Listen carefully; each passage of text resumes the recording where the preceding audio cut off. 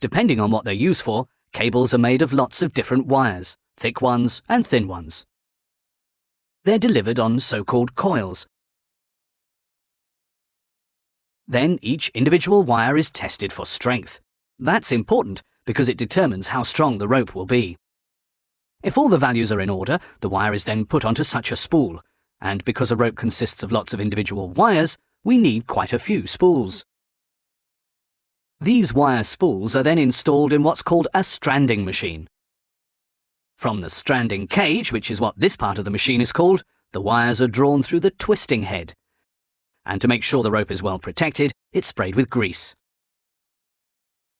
Now we have our first core strand. A rope is made by pulling the strand very tightly, while the stranding cage is rotating at the same time. And then the strands are drawn out of the machine by a draw-off reel like this. So when a number of core strands are twisted together and drawn through the twisting head again, you get a stranded rope. This is already quite thick and has to be checked regularly to make sure it has the right diameter. You can do that by hand, or you can use a laser measuring device. And in the final rope tensile test, this machine also tests whether the rope fulfills the safety requirements too. So that the finished rope can be transported later, it's then wound onto a bobbin.